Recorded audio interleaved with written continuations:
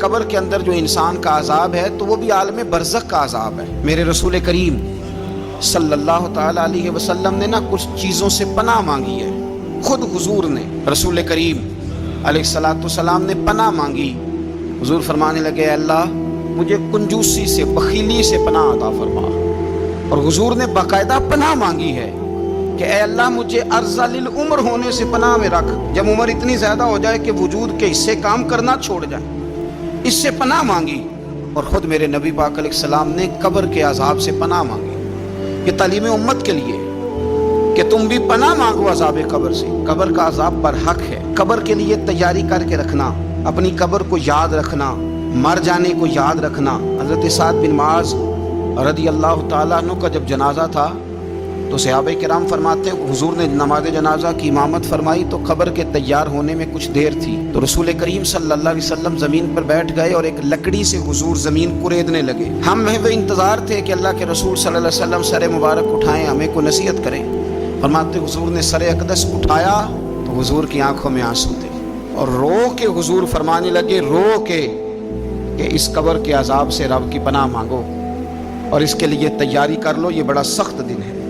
رو کے حضور نے فرمایا، رو کے۔ آج تو لوگ مذاق بناتے ہیں، کچھ فقیر صوفی درویش کہلانے والے بھی، وہ کہتے ہیں جو مولوی بتا رہا ہے نا قبر میں بچھو ہوں گے، سانپ ہوں گے، یہ تو مولوی اپنی قبر بتا رہا ہے، ہمارا اس سے کیا لینا دینا ہے۔ خدا سے ڈریں۔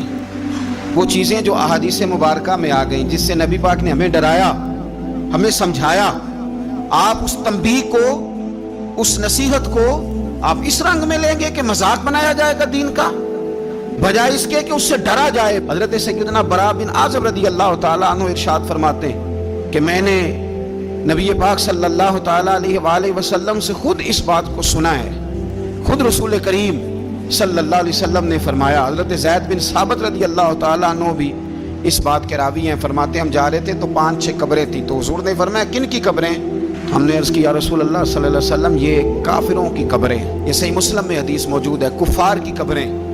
تو اللہ کے رسول صلی اللہ علیہ وسلم فرمانے لگے، ذرا حدیث کے لفظوں پہ غور کرنا، حضور فرمانے لگے اگر مجھے ڈرنا نہ ہوتا کہ تم اپنے مردوں کو دفن کرنا چھوڑ دو گے، اگر مجھے اس بات کا ڈر نہ ہوتا کہ تم اپنے لوگوں کو، مرنے والوں کو قبروں میں دفن کرنا چھوڑ دو گے، اگر یہ مجھے ڈر نہ ہوتا تو میں سناتا کہ قبر کے اندر کس طرح عذاب ہوتا ہے۔ تمہیں دنیا میں رہ کے میں سناتا، پر ڈر ہے کہ کہیں تم اپنے مرنے والوں کو قبروں میں دفن کرنا چھوڑ ہی نہ دو، اس لیے میں تمہیں یہ بات نہیں بتاتا۔